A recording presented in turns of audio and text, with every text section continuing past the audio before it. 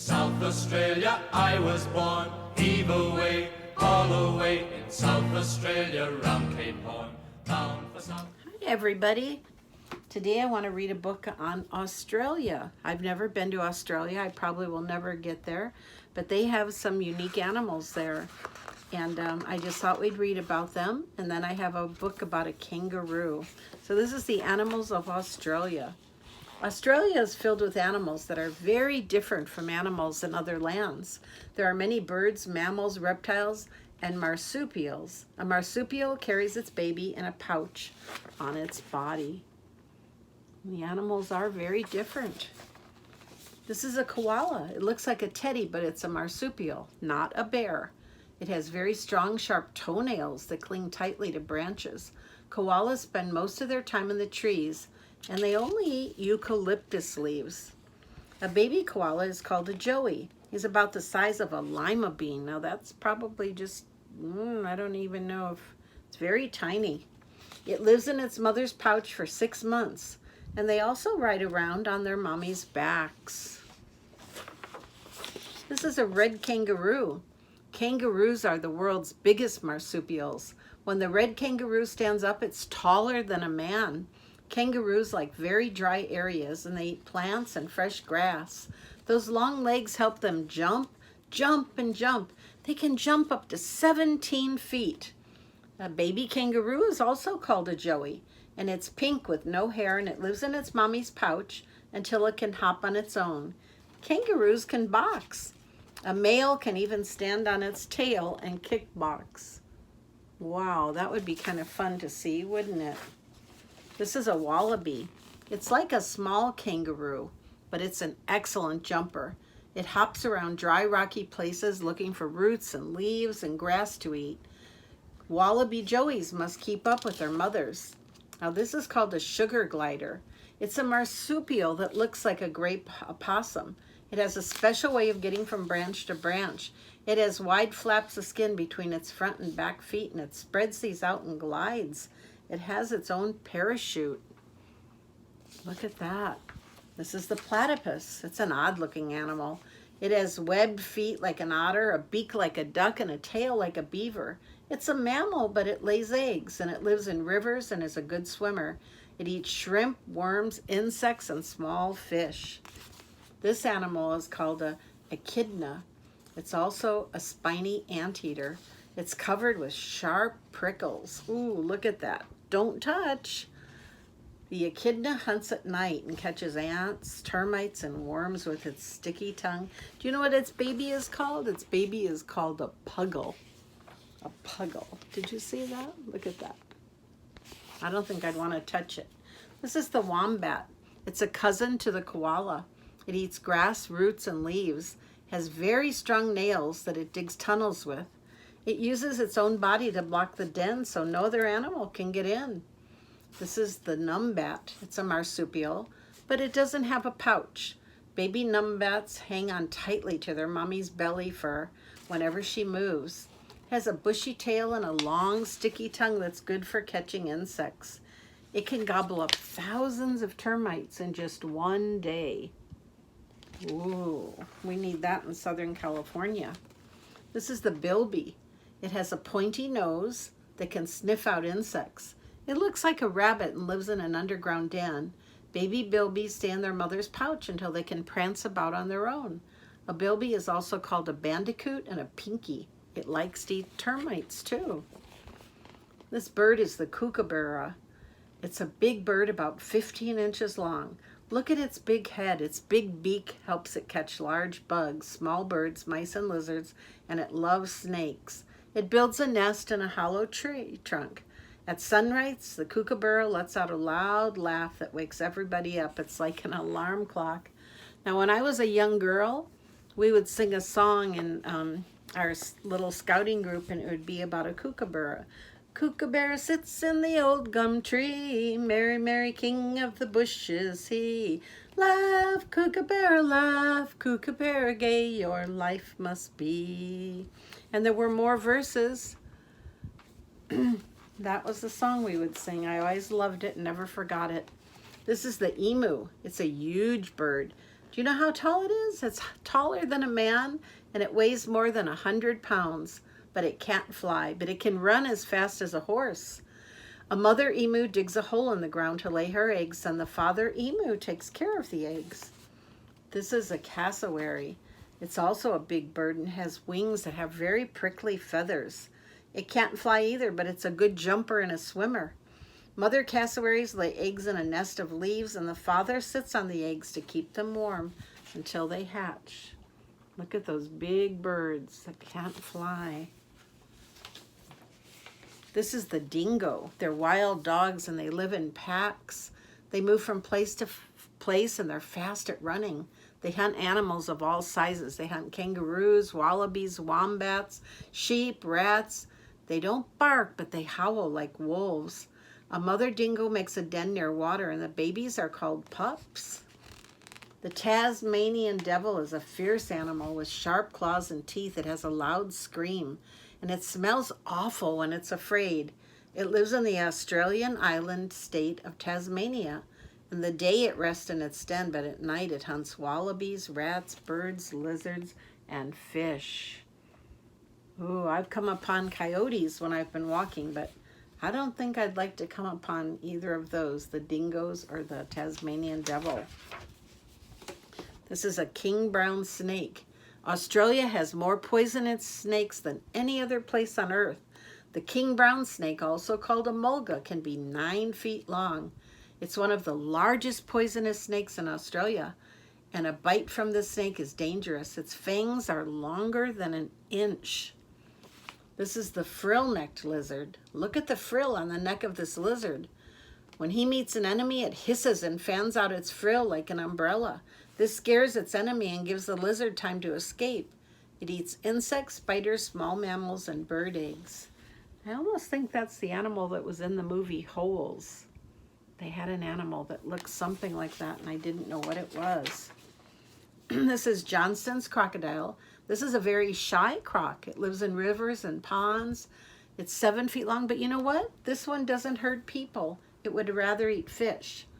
Now this one is the most dangerous crocodile. It's the marine crocodile. It can grow up to 30 feet long. 30 feet, wow. It lives in rivers and swamps, and it can swim from island to island in salt water. It's sometimes called a salty. This huge croc eats fish, crabs, and mammals, and even big animals. It can leap at them from right out of the water. So if you see one of those, stay away. The last one is a cockatoo. They live in forest and big city parks. There are many different kinds, and they're also beautiful, and they're so smart. They can live for 40 to 50 years, and they're often kept as pets. Some cockatoos can copy the sounds they hear and even talk like people. Good day, mate. Oh, look at that. Cockatoos are so beautiful. And this is a story called Katy No-Pocket. And look at, think it's a kangaroo. Big tears rolled down Katy Kangaroo's brown face. Poor Katy was crying because she didn't have a pocket like other mother kangaroos. Freddie was Katy Kangaroo's little boy, and he needed a pocket to ride in. All grown-up kangaroos take awfully big hops, and little kangaroos like Freddie get left far behind unless their mothers have nice pockets to carry them in. And poor Katy, oh, look at that. She didn't have any pocket at all. Katy Kangaroo cried just thinking about it, and Freddie cried too. Then all of a sudden, Katy had a wonderful idea. It was so wonderful she jumped 6 feet up in the air. The idea was this.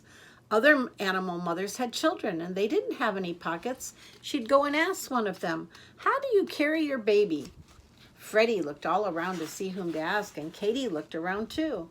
They saw 2 bubbles rising up from the river right beside them. "Mrs. Crocodile," said Katy.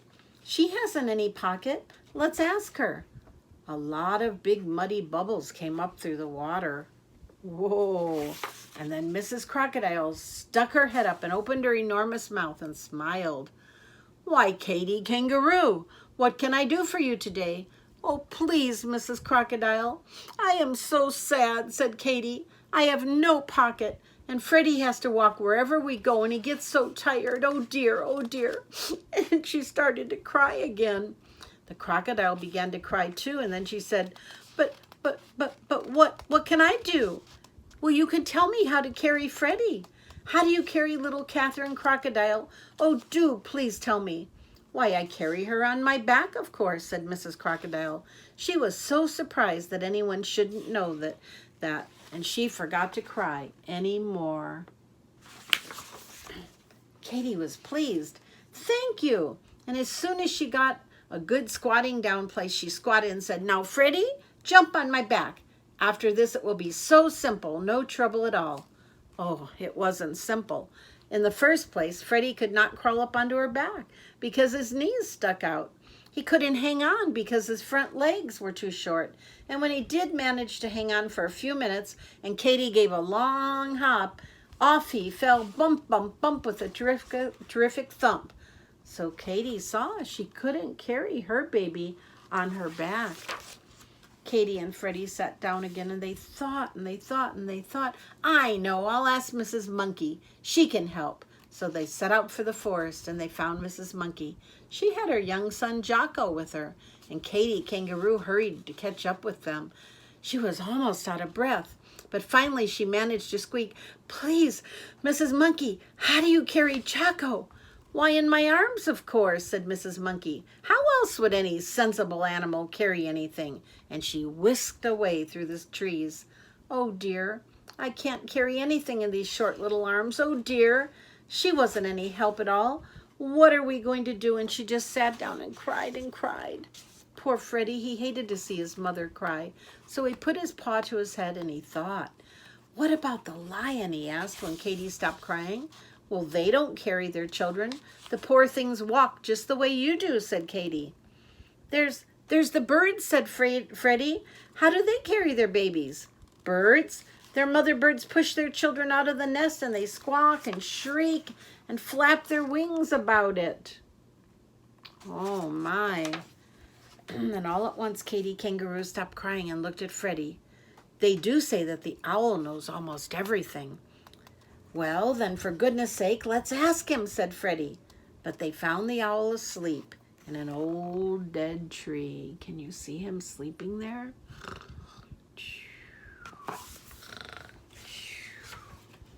He was cross. He didn't want to be woke up in the middle of the day, but when he saw that Katy was so sad, he came blinking and ruffling his feathers and said, well, well, what is it? Speak up. Speak loudly. I'm deaf as a post.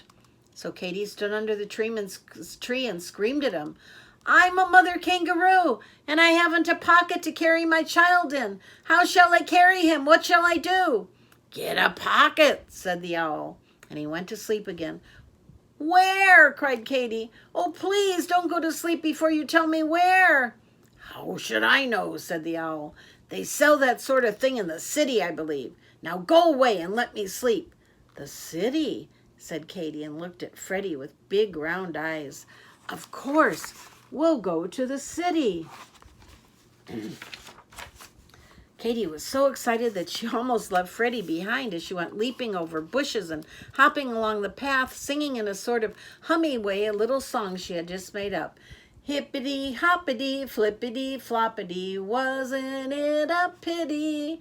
I didn't know it was to the city I should go.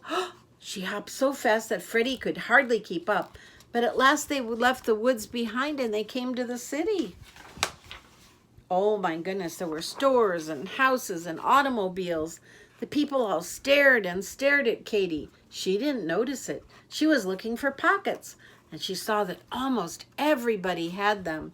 And then all at once, she could hardly believe it, a man who seemed to be all pockets. He was simply covered with pockets. Big pockets, little pockets, medium-sized pockets. Do you see him there? He's walking. Katy went up to him and laid a paw on his arm. He was a little frightened, but Katy looked at him with her soft brown eyes and said, Please, dear kind man, where did you get all those pockets? These pockets, he said. You want to know where I got all these pockets? Why, they just came with the apron, of course. You mean you can really get something to put on with all these pockets already in it? Sure you can, said the man. I keep my hammer and my nails and my tools in my pockets, but I can get another apron, so I'll give you mine. He took off the apron and dumped it upside down. Look at that. Oh my goodness, out fell a saw, a wrench, nails, a hammer, a drill, lots of other tools. Then the man shook the apron hard and he turned it right side up again and hung it around Katy's neck and tied it behind her back. Katy was so pleased and excited and happy she couldn't speak. She just stood still and looked down at the pockets and smiled and smiled and smiled. By this time a large crowd had gathered. Look at that. To see what Katy Kangaroo was doing, and when they saw how pleased she was, they all smiled too. At last Katy was able to say, "Thank you," to the nice kind man, and then what do you think she did? She popped Freddie into a very comfortable pocket. She hippity-hopped home faster than ever before, because of course she didn't have to wait for Freddie. Look at how nicely he fits in there. What a wonderful thing that man did. And when she got home, what do you think she did? Well, she had so many pockets that she put Freddie into the biggest one of all. Into the next largest, she put little Leonard the lion. Thomas Tortoise just fitted into another pocket. Sometimes she had a baby bird if its mother was busy at a worm hunt. And there was still room for a monkey, a skunk, a rabbit, a raccoon, a lizard, a squirrel, a possum, a turtle, a frog, and a snail. Look at them all come running. They all want their turns to be in Katy's pocket. Oh my goodness. So now all the animals like Katy's pockets better than any other pockets in the whole forest.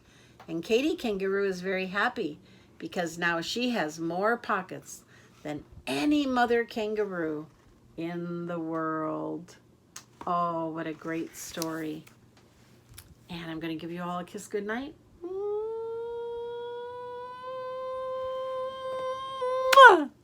Did you get it?